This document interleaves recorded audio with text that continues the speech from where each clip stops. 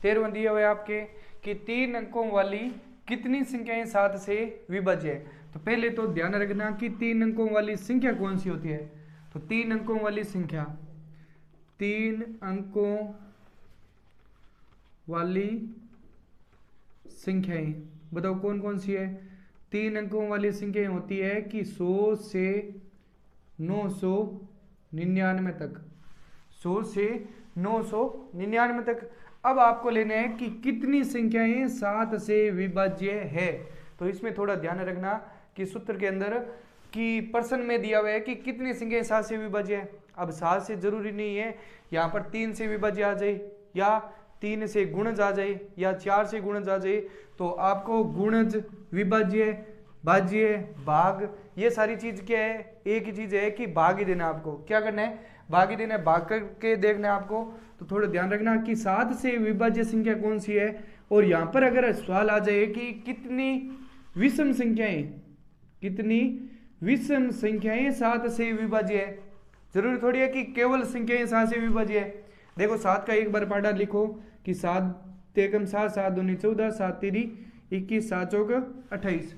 तो इसमें देखो ये संख्या कौन सी है, विषम, ये संख्या कौन सी है, सम, ये संख्या विषम, ये संख्या सम।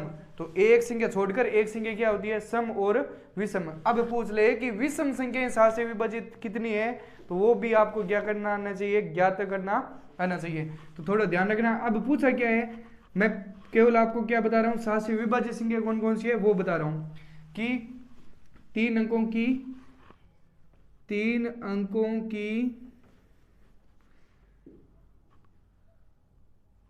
की 7 से विभाज्य संख्याएं, 3 अंकों की 7 से विभाज्य संख्या कौन सी है। तो पहले तो देखो यहाँ पर दिया हुआ है 100 से 999 तक होती है 3 अंकों वाली संख्या। ये कह रहा है कि 7 से विभाजित होनी चाहिए, 7 से विभाज्य होनी चाहिए, मतलब 7 का भाग क्या जाना चाहिए, पूरा पूरा। मतलब 100 में 7 का भाग देखो जा रहा है क्या, यहाँ पर भाग बनाकर देख लेना कि आपको मैं तरीका बता रहा हूँ कि कैसे देखनी है संख्या को। देखो 7 का पाड़ा लिखो, 7 दूनी 14, 7 तीरी 21, 7 चौक 28, 7 पंजा 35। ठीक है, फिर आपको देखना है कि 7 एकम 7 लिख दिया। फिर बताओ कि 10 में से 7 घटाया कितने बचेंगे, 3। अब देखो यहाँ पर 7 में विभाज्य होनी चाहिए तो 7 का भाग पूरा पूरा जाना चाहिए। कि यहाँ पर मैं कि कितना लिखूं कि इसका भाग क्या जाएगा, पूरा पूरा। देखो 3 पाड़े के बीच में 3 आता है क्या, 3 आ रहा है, ये देखो 3। तो 3 के पीछे मैं क्या लिखूं कि भाग पूरा पूरा चला जाएगा। 3 के पीछे देखो क्या दिया हुआ है, 5 दिया हुआ है। तो 35 पाड़े में आ रहा है तो 7 के, तो लिख दिया 35। भाग दो कितनी बार जाएगा, भाग जा रहा है ना पूरा पूरा, कितनी बार जा रहा है, 5 बार। लेकिन यहाँ पर मेरे लिखा हुआ है 0, तो यहाँ पर क्या आ रहा है 5, तो इसको हटाकर क्या लिख दो 5। बताओ कौन सी संख्या हो जाएगी, 105 सबसे छोटी 7 से विभाज्य संख्या हो जाएगी। ठीक है, अब आपको 101, 100, 102, 103, 104 में भाग देने की जरूरत नहीं है। इस प्रकार आप निकाल सकते हो आप। अब अगर मान लो आप आगे वाली संख्या निकालनी है इसकी, तो बताओ 305 में 7 जोड़ो, 300 क्या आ जाएगा, 305 में 7 जोड़ा 312, 312 में 7 जोड़ो क्या आ जाएगा 319। इस प्रकार आगे वाली लास्टवी संख्या बताओ 999 में देखना है कि 7 का भाग जा रहा है क्या, नहीं जा रहा। तो देखो वापिस यहाँ पर भी बना लो कि 999 में किसका भाग देना है, 7 का। देखो 7 एकम 7, पीछे बचा 2, उतारा 9, फिर 7 चौक 28, पीछे बचा कितना 1। अब बताओ इस 1 के पीछे मैं क्या लिखूं कि भाग पूरा पूरा चला जाएगा। देखो 1 के पीछे क्या लिख दूं 4, तो भाग पूरा पूरा जाएगा। 14 आ रहा है ना 7 के पाड़े में। बताओ यहाँ पर इस 9 को मिटाकर क्या लिख दूं 4। बताओ 900 किस में जाएगा, 994 में 7 का भाग क्या जाएगा, पूरा पूरा। ये आपके समांतर श्रेणी बन गई। ठीक है, तो इसी प्रकार अब ये तो क्या है कि 7 से विभाज्य संख्या। अब कह दिया कि 7 से विभाज्य लेनी है, लेकिन संख्या कौन सी लेनी है, विषम संख्या। तो बताओ 305 तो विषम है, लेकिन 312 विषम है क्या, नहीं है। तो बताओ क्या लेंगे कि 1 तो 305 हो गई, दूसरी 300 क्या है, सॉरी 100 क्या, सॉरी 105 होगी। दूसरी क्या है 119 होगी।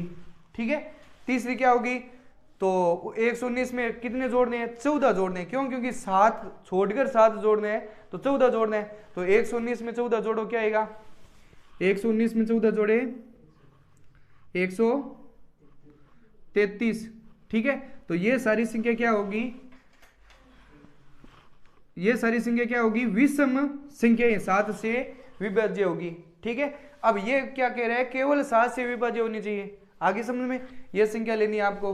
ठीक है, तो ये समांतर श्रेणी बन गई। अब बताओ समांतर श्रेणी एपी बताओ क्या आई है आपके पास, एपी आई है कि 105 है, फिर 112 है, फिर 119 है।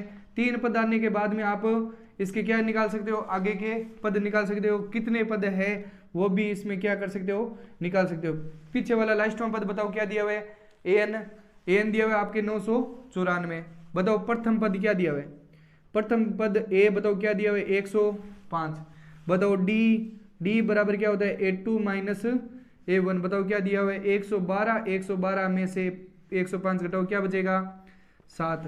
ठीक है, अब आपके दिया हुआ है अंतिम पद an लास्टवां पद बताओ क्या दिया हुआ है 994। ये पूछ रहा है कि कितनी संख्याएं 7 से विभाज्य है, तो ऐसी बताओ कितनी संख्याएं हैं विभाज्य है। तो अन आपको क्या करना है, ज्ञात करना है। अन आपको क्या करना है, ज्ञात। तो सूत्र लगाओ an का, an बराबर क्या आता है a plus n minus 1 into D. बताओ an आपको क्या दिया हुआ है 994। ठीक है, बताओ a का मान दिया हुआ है 105 plus minus n minus 1 into D का मान दिया हुआ है आपके 7। ठीक है, तो सरल करेंगे तो 994, ये इसको आगे लेकर आओगे तो माइनस का क्या आ जाएगा 105 बराबर n माइनस 1 इंटू क्या दिया हुआ है 7। इसको घटाओ तो कितने आएंगे, 4 में से 5 जाते नहीं, 14 में से 5 घटाओ क्या बचेगा 9। यहाँ पर 8 का 8 और यहाँ पर 9 में से 8 एक गया 8, 889 गुणा की संख्या भाग में बटा क्या आएगा 7। तो n माइनस 1 तो भाग दो, ज्ञात करने वाली संख्या आगे लिख सकते हैं n माइनस 1 बराबर 7 एकम 7 और 7 दूनी 14, फिर कितने बचे 4 49 7 7 49 127। इस एक को बराबर के पीछे भेजो तो क्या आएगा n बराबर 127 प्लस 1। तो n बराबर क्या आएगा 128। n का मान मैंने बोला था कि वहां पद होता है, लेकिन इसमें बताओ वहां पद होगा क्या, नहीं होगा। क्यों, क्योंकि ये बताओ कितने पद दिए हुए हैं, वहां पद इसमें नहीं लगाना है। कि ये बताओ कितने पद है, कि n बराबर 128 पद दिए हुए हैं। तो लिख दो यहां पर अतः 7 से विभाज्य 128 पद है। ये इसका क्या है आंसर।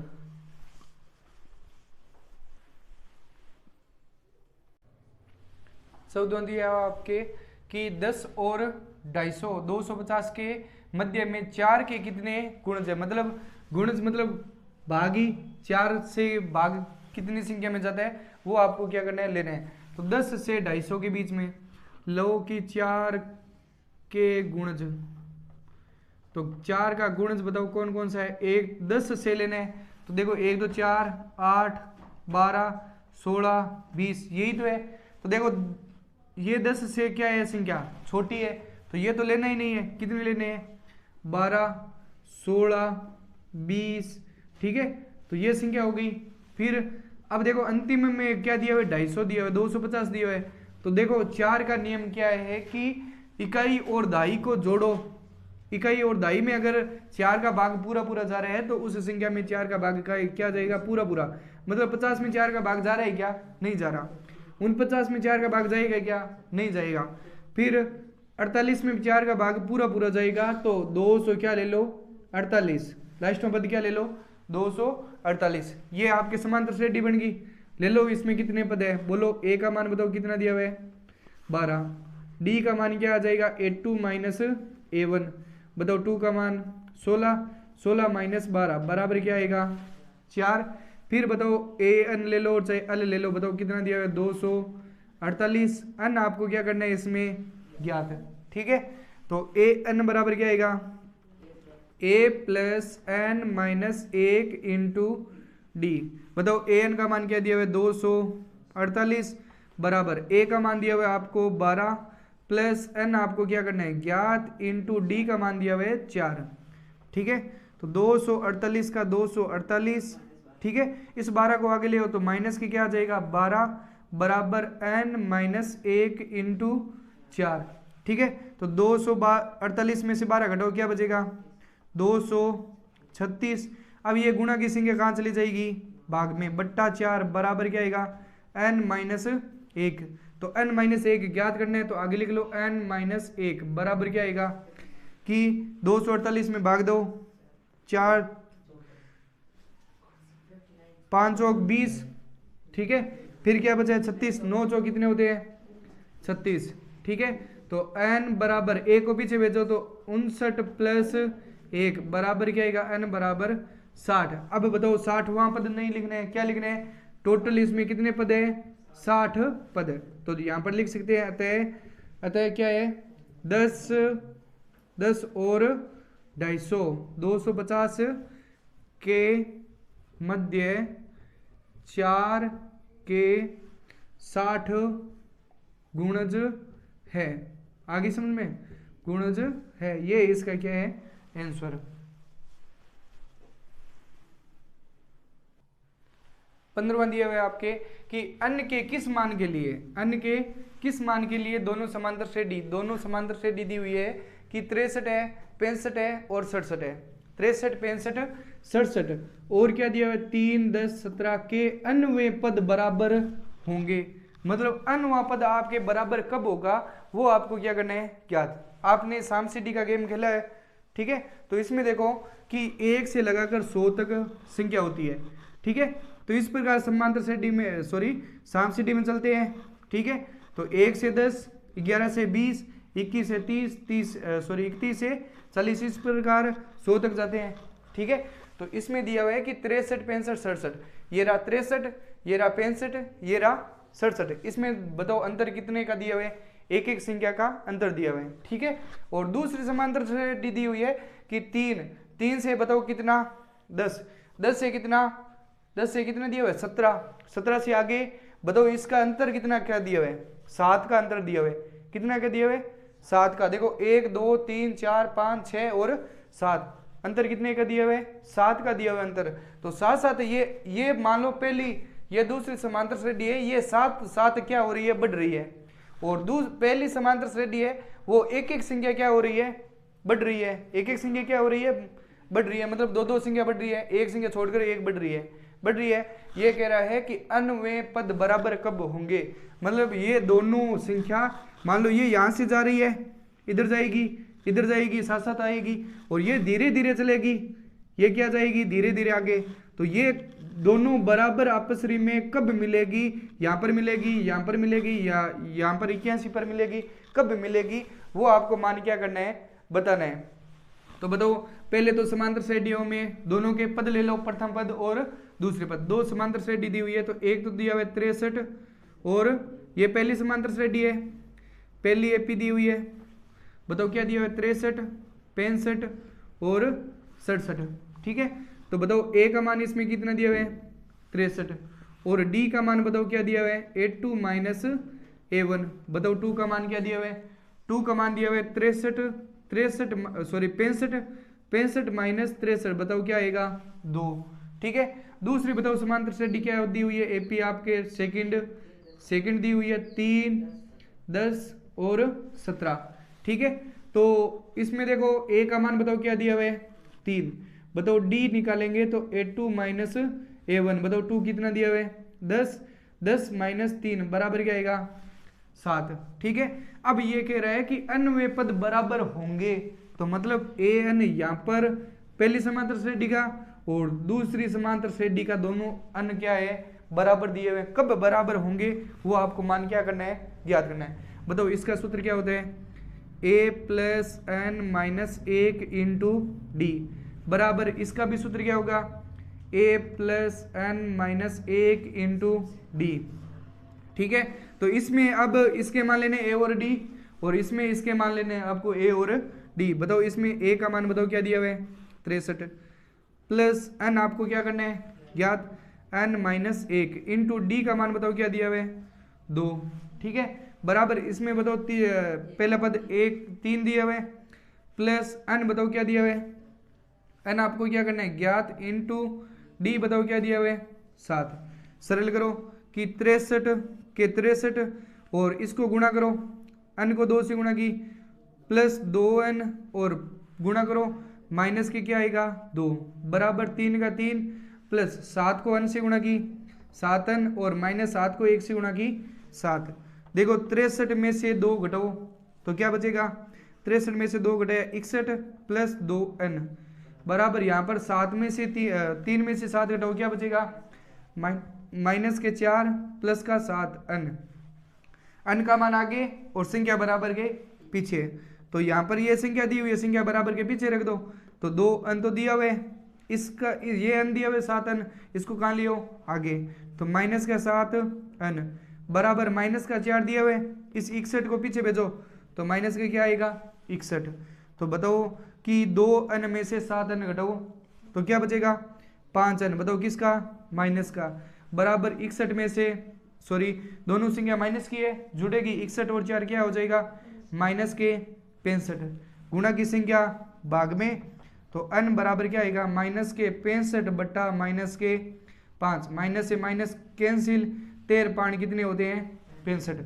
तो n वा मान कितना 13वें पद पर दोनों क्या करेंगे मिलेंगे। तो इसमें देखो 13वां पद लेना है इसका कितवा पद 63 65 67 कितने पद 3 4 5 6 7 8 9 10 11 12 13 14 15 ऐसे करके कितने पद लेने हैं 13वां पद और इसका भी कितना पद लेने हैं 13वां पद दोनों का 13वां पद दोनों का क्या आएगा बराबर आएगा समान आएगा। तो 13वां पद दोनों क्या होंगे आपस में मिलेंगे। ठीक है 5.2 का 16वां क्वेश्चन दिया हुआ कि ए वह एपी ज्ञात कीजिए। मतलब वह समांतर श्रेणी आपको याद करनी है जिसका तीसरा पद 16 है। तीसरा पद क्या दिया हुआ है 16 और 7वां पद 5वें पद से क्या अधिक है 12 अधिक है। तो पहले तो लिख लो कि कौन सा पद दिया हुआ है आपको तीसरा पद 16। तो यहाँ पर इसका हल निकालेंगे तो निकालो क्या आएगा A3 तीसरा पद क्या दिया हुआ है 16। ठीक है तो तीसरे पद को क्या लिख सकते हो a प्लस 2d बराबर क्या लिख सकते हो 16 समीकरण इसको क्या मान लो 1। अब दूसरा दिया हुआ है कि 7वां पद 5वें पद से 12 अधिक है। तो लिख लो कि 7वां पद A7 है वो किससे क्या दिया हुआ है कि 7वां पद 5वें पद से 12 अधिक। सरल कर लो इसको कि 7वें पद को क्या लिखते हैं a प्लस 6d बराबर 5वें पद को क्या लिखते हैं a प्लस 4d प्लस क्या दिया हुआ है 12। ठीक है तो इसको सरल करेंगे देखो जो संख्या सेम है उसको क्या कर दो काट दो। देखो यहाँ पर बराबर के आगे a प्लस में दिया हुआ है यहाँ पर भी बराबर के पीछे प्लस में दिया हुआ है तो काट दो। ठीक है और 6d किस में दिया हुआ है प्लस में और इसको आगे लेकर आओगे तो माइनस के क्या आएंगे 4d बराबर क्या दिया हुआ है 12। ठीक है तो 6d में से 4d घटाओ क्या बचेगा 2d बराबर क्या आएगा 12 गुणा की संख्या कहाँ चली जाएगी भाग में तो d बराबर क्या आएगा 12/2 तो d बराबर क्या आ जाएगा 6। अब देखो d का मान कितना है यहाँ 6 तो d का मान समीकरण किस में रख दो 1 में तो लिख दो d का मान समीकरण 1 में रखने पर क्योंकि आपको क्या ज्ञात करनी है समांतर श्रेणी एपी ज्ञात करनी है। तो प्रथम पद और सार्वंतर होगा तब ज्ञात कर सकते हैं। तो d तो आ गया d से हम क्या ज्ञात करेंगे a तो लिखो a प्लस 2d बराबर क्या दिया हुआ है 16। तो बताओ a का मान आपको क्या करना है ज्ञात प्लस 2 इंटू d का मान दिया हुआ है 6 बराबर क्या आ जाएगा 16 गुणा करो क्या आएगा a प्लस 6 को 2 से गुणा की 12 बराबर 16 इस 12 को पीछे भेजो तो a बराबर क्या आ जाएगा 16 माइनस 12 बराबर 16 में से 12 घटाएंगे क्या बचेगा 4। ठीक है, तो ए का मान कितना है यहाँ 4 और डी का मान बताओ क्या दिया हुआ है, डी का मान दिया हुआ है 6। अब आपको समांतर श्रेणी बनानी है, तो बनाने के लिए पहले प्रथम पद चाहिए, तो a1 बराबर क्या होता है ए बताओ क्या दिया हुआ है 4। अब a2 निकालना है, तो a2 बराबर क्या होता है a1 प्लस डी, a1 का मान दिया हुआ है 4 में डी जोड़ो कितने 6 बराबर क्या आ जाएगा 10। अगर a3 निकालना है तो a2 में डी क्या कर दो जोड़ दो, 2 क्या दिया हुआ है 10 में 6 जोड़ो क्या हो जाएगा 16। समांतर श्रेणी में 3 पद निकालिए, कौन कौन सा पद है, एक 2 4 है, एक 10 है और एक 16 है, ये एक क्या है, अतः यहाँ पर लिख सकते हैं यह अतः समांतर श्रेणी या एपी बराबर क्या दिया हुआ है 4 10 और 16। 17वां दिया हुआ है आपके कि एपी समांतर श्रेणी 3 8 13 253 में अंतिम पद से 20वां पद आपको क्या करना है ज्ञात है। देखो अंतिम पद से ज्ञात करते हैं तो सूत्र आपके क्या लगता है थोड़ा अलग लगता है, जो आप a प्लस लेते हो ना उसमें क्या लगाना है केवल a माइनस लगाना है। तो इसमें देखो यहाँ पर पहले तो a बताओ क्या दिया हुआ है, a दिया हुआ है 3, ठीक है, d बताओ क्या आएगा, d बराबर होगा a2 माइनस a1, बताओ क्या दिया हुआ है 2 दिया हुआ है 8 में से 3 घटाओ क्या बचेगा 5, ठीक है।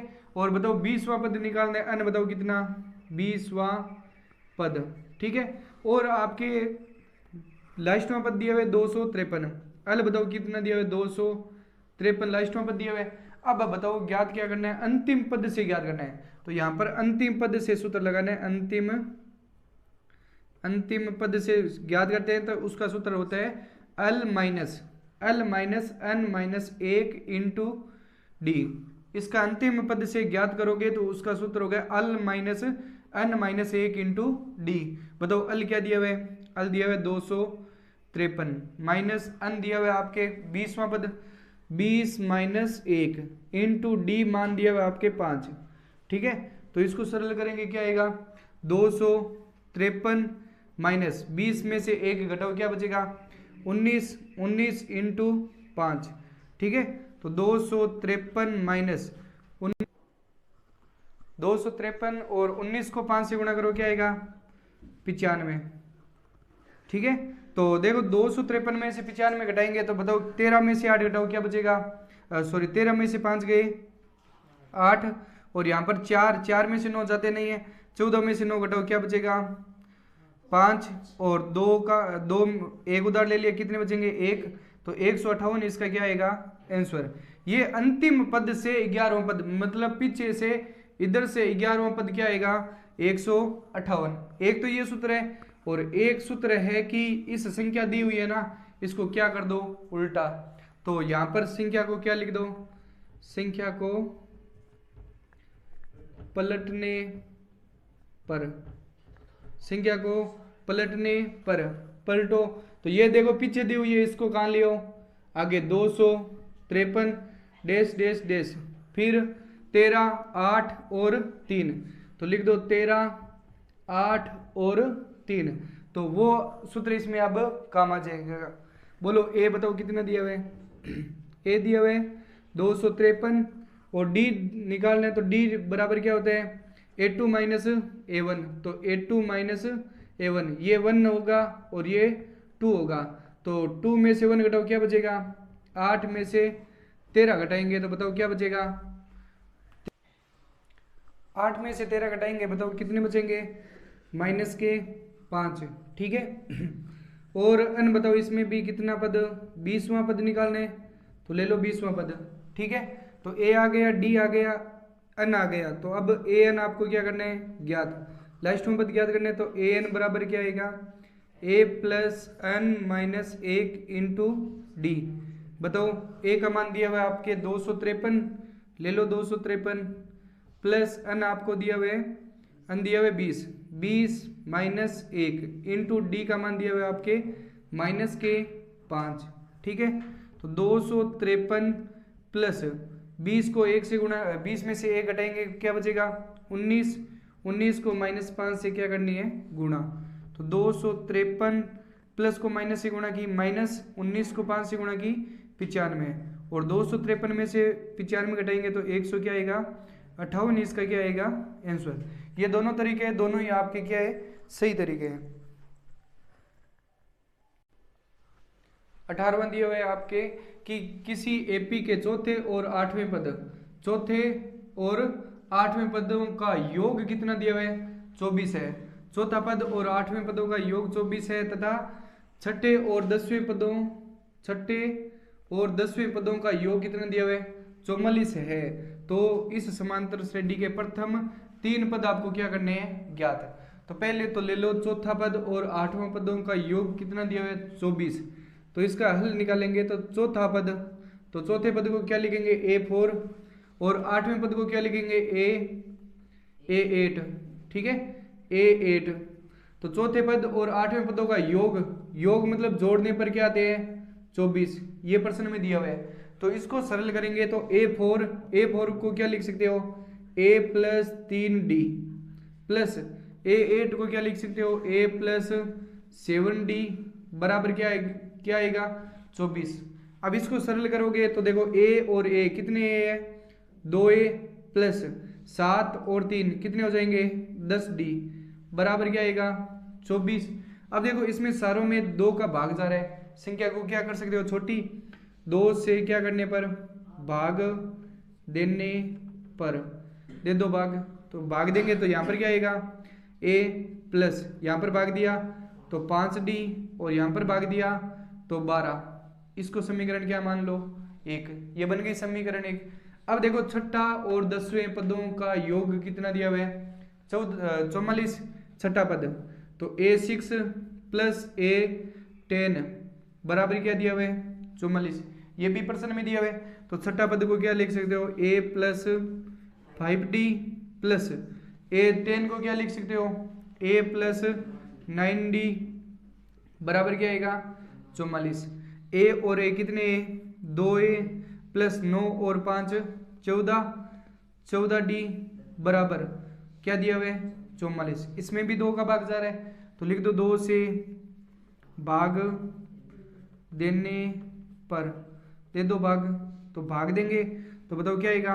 यहाँ पर भी A + 7D बराबर क्या आएगा 22। 44 में भी 2 का भाग दो क्या आएगा 22। ये समीकरण क्या हो जाएगी 2। अब समीकरण 2 में से क्या कर दो 1 को घटा दो, तो लिख दो समीकरण 2 में से 1 को घटाने पर, समीकरण 2 में से 1 को क्या कर दो घटा दो। तो समीकरण 2 क्या दी हुई है A + 7D बराबर क्या दिया हुआ है 22 और A प्लस समीकरण 1 क्या दी हुई है A + 5D बराबर क्या दिया हुआ है 12। तो इसको घटाएंगे तो यहाँ पर माइनस माइनस और माइनस, ये A प्लस का ये माइनस का कैंसिल, 7 में से 5 घटाओ क्या बचेगा 2D बराबर 22 में से 12 घटाएंगे बताओ क्या बचेगा 10, किसका प्लस का। ये गुणा की संख्या कहाँ चली जाएगी भाग में, तो D बराबर क्या आएगा 10/2 बराबर क्या आएगा 5। D का मान बताओ कितना आया 5। D का मान समीकरण किस में रख दो 1 में रख दो या 2 में रख दो, जो आपको अच्छा लगे। तो लिख दो D का मान छोटी कौन सी है उसमें रख दो, D का मान समीकरण 1 में रखने पर, तो D का मान रख दो समीकरण 1 में। बोलो क्या दी हुई है समीकरण 1, तो A + 5D बराबर क्या दिया हुआ है 12। बताओ A का मान ज्ञात करना है, +5 × D का मान बताओ कितना है 5 बराबर 12। A + 5 को 5 से गुणा की कितना आएंगे 25 बराबर 12। इस 25 को पीछे भेजो तो A बराबर क्या आ जाएगा 12, इस 25 को पीछे भेजेंगे तो माइनस का 25, ठीक है। तो A बराबर 25 में से 12 घटाएंगे तो बताओ क्या बचेगा माइनस के क्या आएगा 13, क्यों क्योंकि बड़ी संख्या किसकी है माइनस की। A का मान आ गया, D का मान आपको प्रश्न में दिया हुआ कितना, D का मान दिया हुआ 5। अब आपको क्या निकालने हैं प्रथम 3 पद, अगले समांतर श्रेणी के 3 पद क्या करने हैं निकालने हैं। तो पहले तो A1 निकालने हैं, A1 बराबर क्या होता है A बताओ कितना दिया हुआ है -13। अब क्या निकालना है A2 बराबर क्या होता है A1 में D क्या कर दो जोड़ दो तो A1 बताओ क्या दिया हुआ है माइनस का 13 और प्लस D का मान दिया हुआ है आपके 5। तो 13 में से 5 घटाओ क्या बचेगा माइनस के 8। क्यों क्योंकि बड़ी संख्या किसकी है माइनस की। A अगर 3 निकालना है आपको तो क्या आएगा A2 प्लस D बताओ 2 का मान माइनस का 8 माइनस के 8 में कितने जोड़ने हैं D का मान 5 बताओ क्या आएगा माइनस के 3। ठीक है तो ये देखो समांतर श्रेणी में पहला पद ये दूसरा पद और ये तीसरा पद। अगले लिख दो यहाँ पर अतः एपी के प्रथम 3 पद बताओ कौन कौन से 3 पद दिया हुआ है। पहला पद दिया हुआ है आपके माइनस के 13 दूसरा दिया हुआ है माइनस का 8 और तीसरा दिया हुआ है माइनस का 3। ये इसका क्या है आंसर।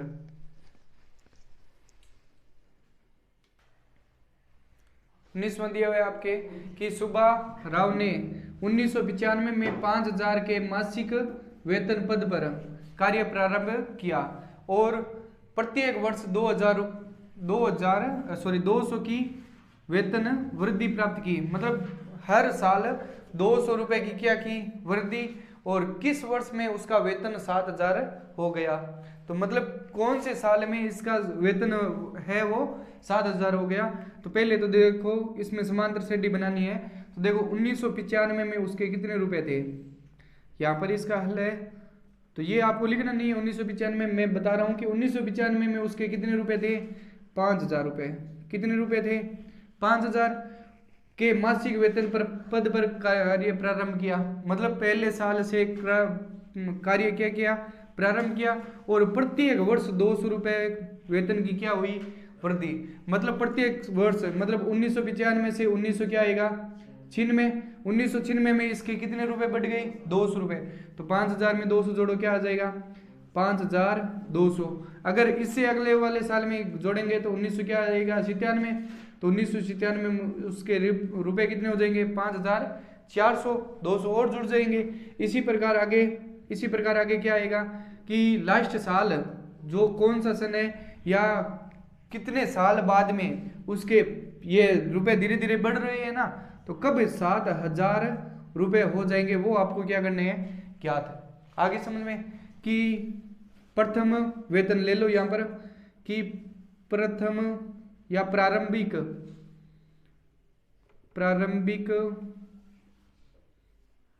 वेतन मतलब पहले का वेतन बताओ कितना था 5000 रुपए।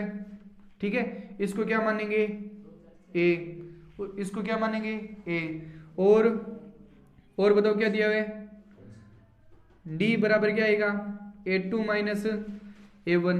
2 कितना दिया हुआ है 5200 उसमें से 5000 घटाएंगे तो बताओ क्या आएगा 200 रुपए। 200 रुपए क्या हो रही है वृद्धि वेतन में क्या हो रही है वृद्धि। ठीक है और उसका क्या दिया हुआ है उसका वेतन 7000 हो गया। बताओ अंतिम वेतन बताओ क्या दिया हुआ है an बराबर क्या दिया हुआ है 7000। ये क्या दिया हुआ है अंतिम वेतन लास्ट में वेतन दिया हुआ है ना उसका तो ये क्या दिया हुआ है अंतिम वेतन। आगे समझ में। अब आपको क्या करना है ज्ञात कितने वर्ष बाद तो वो आपको क्या करना है ज्ञात वर्ष आपको क्या करने हैं ज्ञात। ठीक है तो an का सूत्र लगाएंगे an बराबर क्या आएगा a plus n minus 1 into D. ठीक है an बताओ कितना दिया हुआ है 7000 तो लिख दो 7000 बराबर a का मान बताओ कितने हैं प्रारंभिक वेतन बताओ कितना दिया हुआ है 5000 रुपए। ठीक है प्लस n माइनस 1 n बताओ कितना दिया हुआ है n आपको ज्ञात करना है n माइनस 1 इंटू डी का मान बताओ कितना वेतन में वृद्धि कितनी हो रही है 200 रुपए की।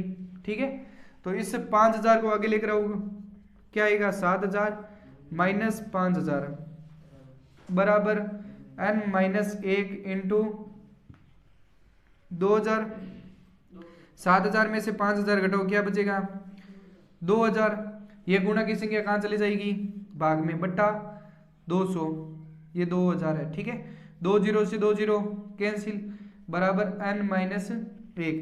तो 2 में 20 का भाग दो कितनी बार जाएगा 10 बार 10 बराबर n माइनस 1।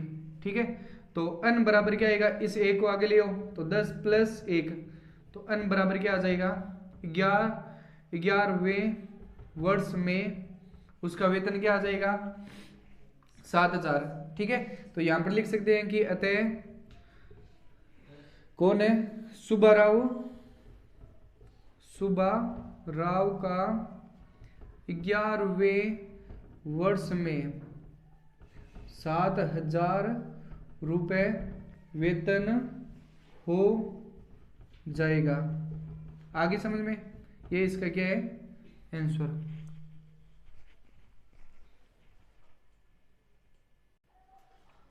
20वां दिया हुआ आपके, रामकली ने किसी वर्ष के प्रथम सप्ताह में बताओ कि क्या दिया हुआ कि 50 की बचत की, प्रथम सप्ताह में कितने की बचत 50 की, और फिर अपनी साप्ताहिक बचत 17.5 बढ़ती गई, मतलब अगले सप्ताह 17.5 बढ़ी और उससे अगले सप्ताह कितनी 17.5 बढ़ती गई। ठीक है, यदि 9वें सप्ताह में उसकी साप्ताहिक बचत कितनी दी हुई है 207.50 हो जाती है तो अन आपको क्या करना है ज्ञात, मतलब प्रथम सप्ताह बताओ कितनी बचत की, तो यहां पर लिखेंगे हल प्रथम सप्ताह की बचत, प्रथम सप्ताह की बचत बताओ कितनी 50 रुपए, प्रथम सप्ताह की बचत कितनी दी हुई है 50 रुपए, और अपनी साप्ताहिक बचत कितनी दी हुई है 17.5 बढ़ती गई,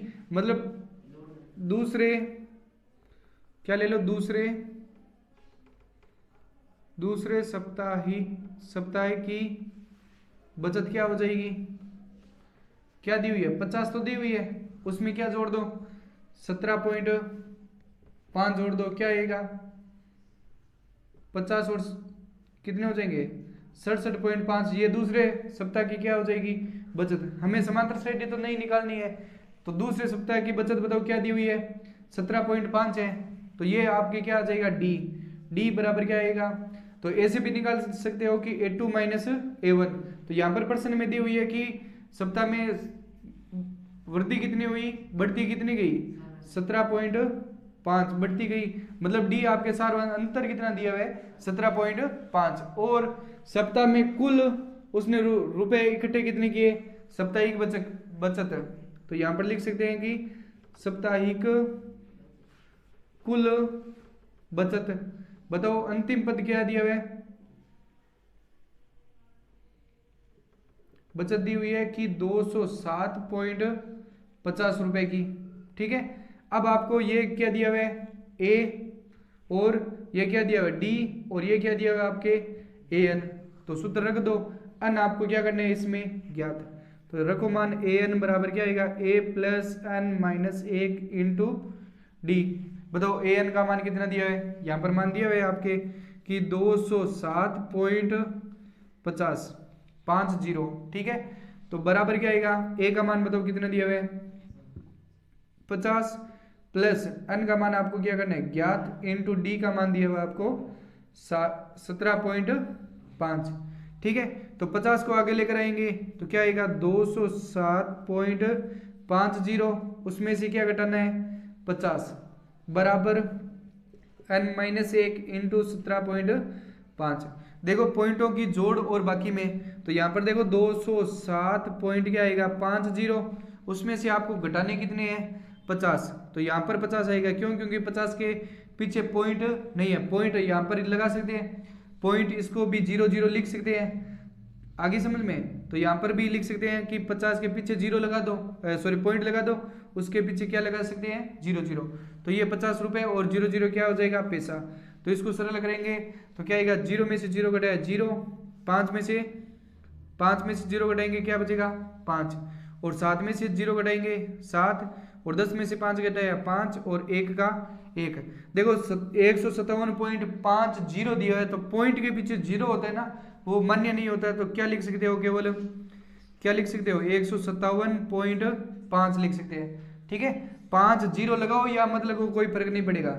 ये गुणा की संख्या बताओ कहाँ आएगी, भाग में, बताओ क्या आएगा 17.5। ठीक है, तो बराबर पीछे क्या बचा है n माइनस 1। देखो यहाँ पर भी पॉइंट दिया हुआ है और यहाँ पर भी पॉइंट दिया हुआ है, यहाँ से पॉइंट हटाएंगे तो बताओ कितने जीरो लगाएंगे। यहाँ पर देखो पीछे संख्या कितनी है 1, तो यहाँ पर नीचे 1 जीरो लगा दो, ठीक है। अब यहाँ से पॉइंट हटाएंगे तो ऊपर बताओ कितने जीरो लगाएंगे 1, ठीक है। तो जीरो से जीरो क्या हो जाएगा कैंसिल, पीछे क्या बचा है तो लिख दो क्या आएगा कि 1500 कितने दिए हुए 75 बटे क्या दिया हुए 175 बटे क्या दिया हुआ है बराबर क्या दिया हुआ है n-1।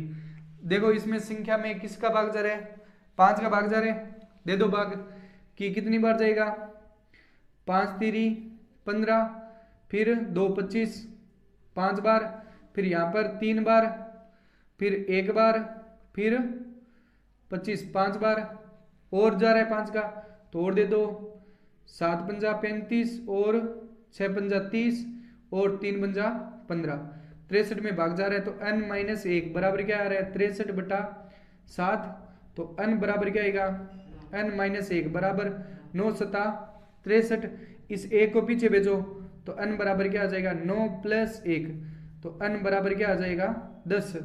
10वें पद में क्या आएगा 10वें या 10वां पद आपके क्या आएगा 207, तो यहाँ पर लिख सकते हैं कि अतः इसका साप्ताहिक बचत 207 कब होगा कि यहाँ पर लिख सकते हैं अतः उसका साप्ताहिक बचत 207.500 है, वह 10वें पद में आएगा, ठीक है। ये इसका क्या है आंसर।